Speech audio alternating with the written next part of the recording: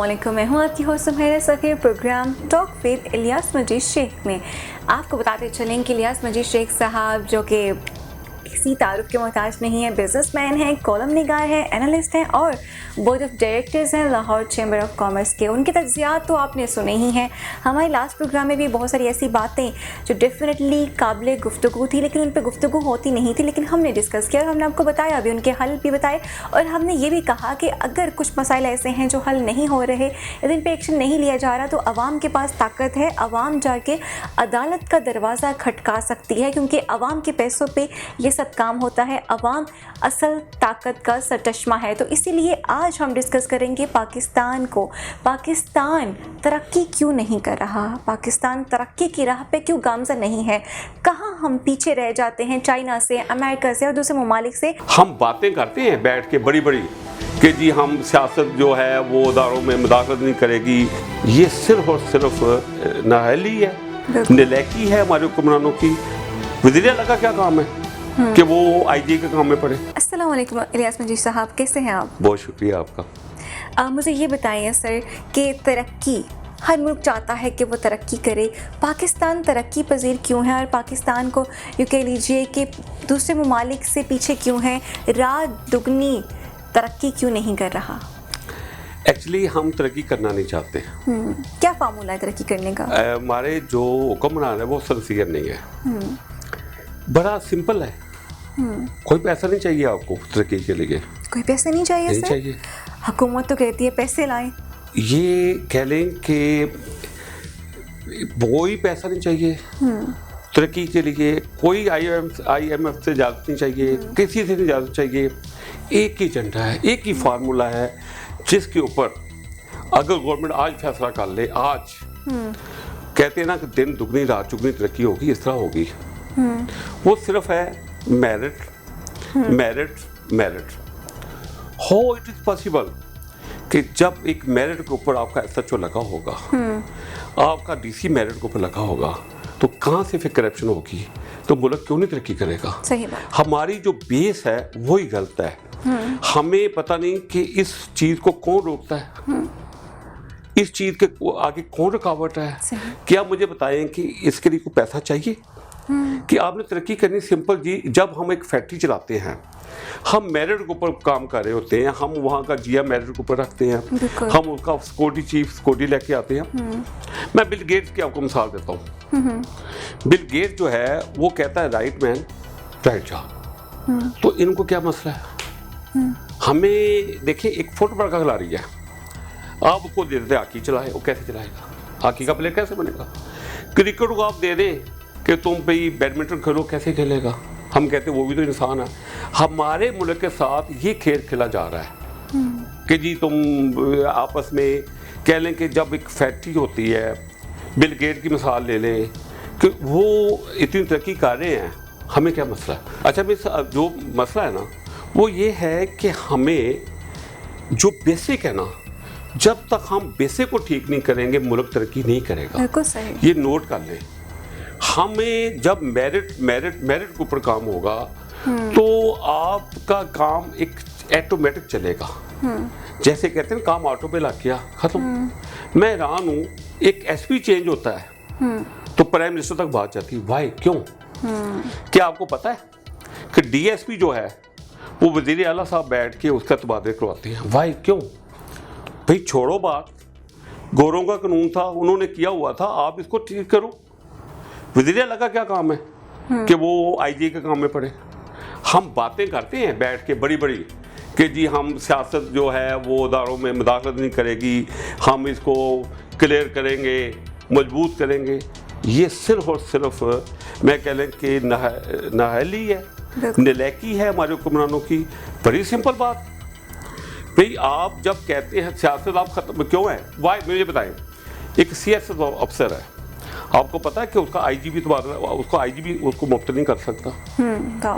वो उसको उसका तरीकाकार है CSS ऑफिसर का कि उसके पास जाएगा IG के पास उसकी समरी कि बंदा बड़ा करप्ट है जी। IG उसको भेजेगा स्टैब्लिशमेंट ब्रांच में, स्टैब्लिशमेंट ब्रांच प्राइम मिनिस्टर को भेजेगी, फिर होगा। वाई? एक IG का काम है। फिर ये होता है कि जो CS ऑफिसर बहुत अच्छे हैं, लेकिन जो करप्ट हो जाता ना तो वो किसी की परवाह नहीं करता, कहता ठीक है मेरा को क्या बिगाड़ सकता है, मेरा क्या कर सकता है। इस वाले से मुल्क हमारा तरक्की नहीं कर रहा। यही एक बेस है।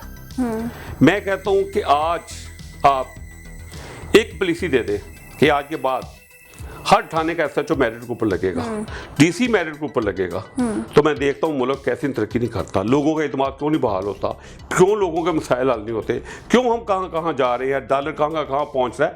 हमें इन चीज़ों के ऊपर हमारे क्यों नहीं सोचा जाता। जब मेरे जैसा बंदा आके आपको प्रपोजल दे रहा है तो वाई क्यों। देखिए ये एक वैसे भी कि एक हक को हक मिले, एक बंदा टैलेंटेड हो वो अपनी सीट पे पहुंचे तो क्या मसला है। बिल्कुल जी। तो मुझे ये एक और बात है कि इमरान खान साहब की मैं मिसाल देता हूँ छोटी सी, कि वो तो बेस ही ये लेके आए थे कि हर काम मेरिट के ऊपर होगा, हर काम जी मैं ये करूँगा। उन्होंने इतनी अच्छी तकरीरें की कि नई जनरेशन आप जैसी जितनी भी थी वो घर बैठे नारे लगाती थी, वालिदैन के खिलाफ हो गई थी कि नहीं ये इमरान खान आ रहा है, इसको कोई लालच नहीं है, इसकी विरासत में कोई बेटा नहीं आना, सियासत में इसकी जगह पे किसी और ने नहीं आना, ये बंदा आएगा, ये आएगा आके काम करेगा सीधे का सीधा। सही बात नहीं हुआ।